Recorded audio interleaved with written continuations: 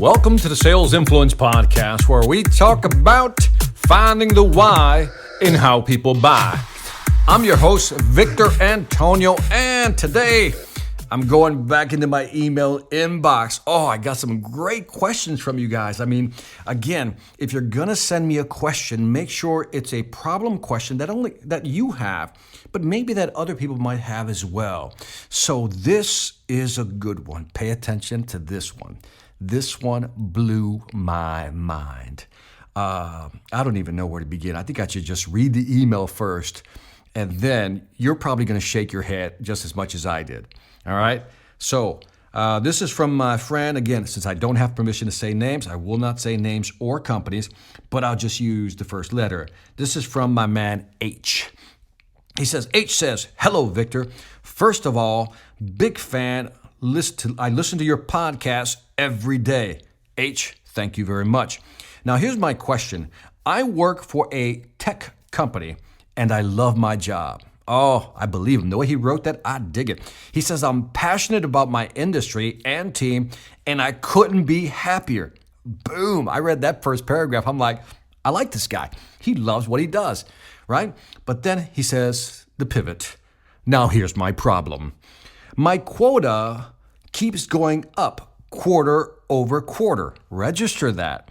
His quota is going up quarter over quarter, not year over year, quarter over quota.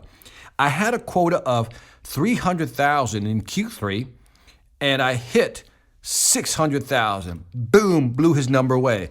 Then they bumped it up to 500,000 in Q4. And I hit 1 million, blew that number away. I have been working like crazy, and now my quota is going to be $800,000, while my peers remains the same. In other words, his peers, people he works with, their quota is staying the same. I'm not getting a raise, and my management team is arguing that I should be okay with this since they are giving me an on-site sales guy. But I don't want this. I want a small quota, which is easier for me to double and less complexities since I am my own team. So this is a maverick. This is a guy that likes working for himself. Please help me. I love working here, and I was ranked top 20 in my country. This is international, by the way. But I don't want to leave. At the same time, I don't want my management team to push this unfair system on me. Parentheses, refuse to work on my off hours if they expect me to hit those numbers on the regular.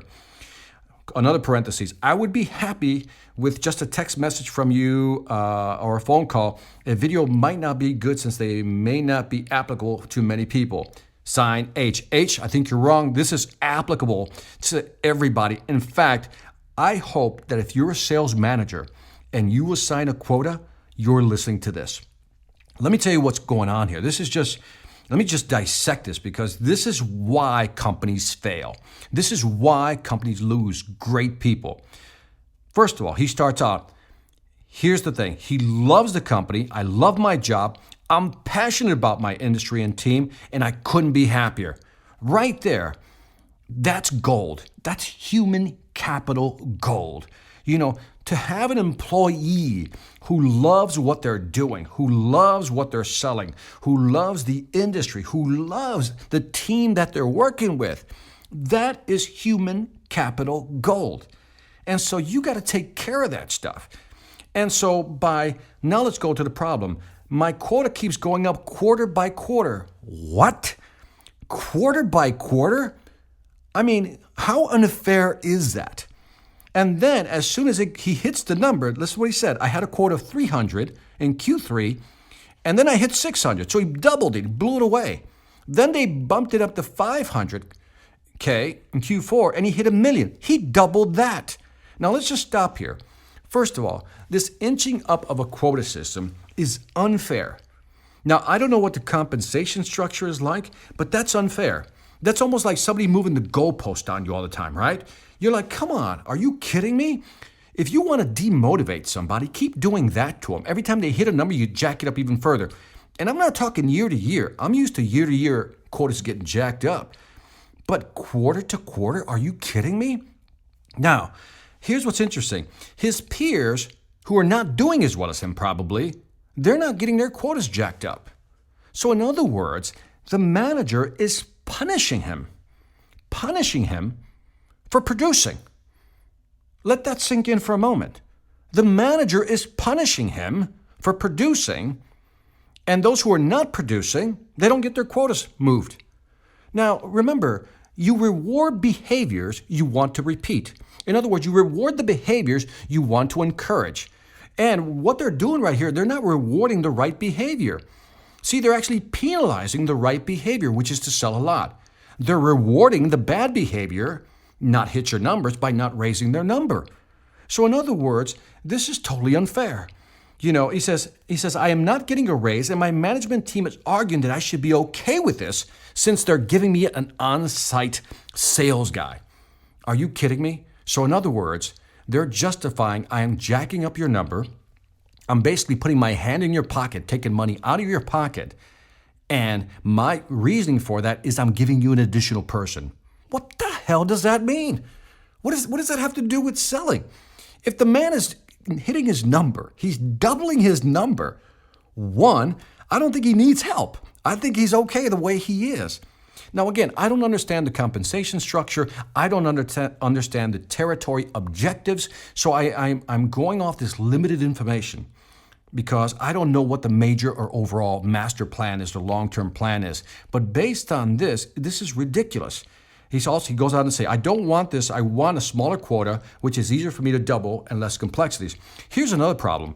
The manager who is assigning this quota is a horrible manager. One, because you're jacking up the quotas quarter by quarter. Two, because you're penalizing a person for actually performing. But three, the reason this sales manager is a horrible sales manager is because apparently he doesn't know how to plan out a quota. Look, I've been in positions where I have to hand out quotas. And once I hand out the quota, the rule is, the golden rule, you never mess with the number. You never mess with the salesperson's number. In other words, once I give you a quota of, let's say, $5 million a year, I'm not going to change that, especially if you hit it. In fact, I want you to hit it. I want you to shoot right past it, and I want you to make a lot of money. What they're doing to H here is they're moving the goalpost on him. But in other words, the manager is ill-prepared or ill-equipped to give an accurate quota. That's why they keep moving the quota up. If they understood their numbers, they would have started with, let's say, he hit, in Q3, it was 300,000. He hit 600,000. So the next quarter, they moved it up to 500, then he hit $1 million. And I'm asking myself, well, why didn't you just jack up his quota to $2 million and call it a done deal for the year? And if he hits $2 million, great. You know, and again, if he hits $2 million in this year, next year, maybe I'll move it to 3, 4, 4.5, whatever it may be, but I don't change it on them. So my response back to H is, H, you're caught. You're caught in a tough position. I don't know how I can help you here. I can only validate that injustice that you feel is valid. This is unjust what they're doing to you. The problem is that you really love this company. You love working for them. You love the industry. But I am telling you right now, H, if you're as good as you say you are, and I believe you, and you love this industry, you have to do one of two things. You have to either be stronger, take a firmer stance with your management and says, you give me an annual quota and that's it.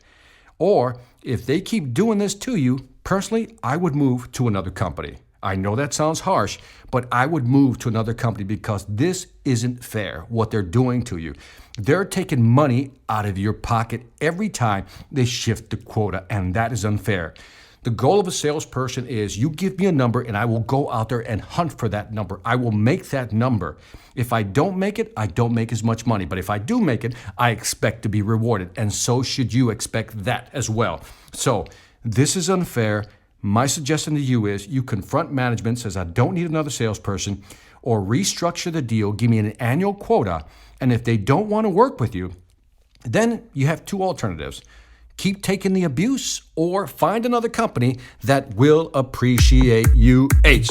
So I hope that helps, H. That's the best I can do for it. And again, I'm being honest with you, H. That's what I would do. If I'm good at selling, guess what? I'm going to go find another job because, When I think about loyalty, I think about value for value. If I bring in value, I expect you to give me value. If I'm providing value and in return I'm not getting the value from you, the company, then the covenant, the agreement of loyalty is now broken. So again, this is a decision you're going to have to make. Anyway, that's it for this Sales Influence podcast. Don't forget to leave me some feedback on iTunes, Stitcher, or YouTube. Let me know what you think. I would greatly appreciate it. And again, send in your questions. Make them good, because you never know who else might be helped by your question. Also, check out my sales training website, seminarsonselling.com, where you'll find great training videos for you or your team to help you grow your business and make more money. Lastly, I want to thank you for listening. This is Victor Antonio, always reminding you, let the beat drop. Let the beat drop. Oh yeah, selling ain't hard when you know how. Take care. Every manager can feel it. The difference between a motivated, value-driven sales team and one that's stuck in a rut. CEOs know the difference too. They can see it clearly in the profit and loss columns. The question is, how do you get your team to this elite level? Is there something extra you can do to break through the remaining resistance and equip them with the right mindset to grow your business? Yes, there is. But you're not going to do it with one of those cheesy inspirational speakers or some self-proclaimed guru. What you need is someone with a real business track record to deliver key insights in a captivating way, to give your team the right tools for selling in today's tough marketplace. Enter Victor Antonio, experienced executive, innovative thinker, compelling speaker. He's ready to deliver the message you need your people to hear, not with a canned speech, but a customized, dynamic keynote designed to deliver results. Bring Victor Antonio to your next event before the competition does.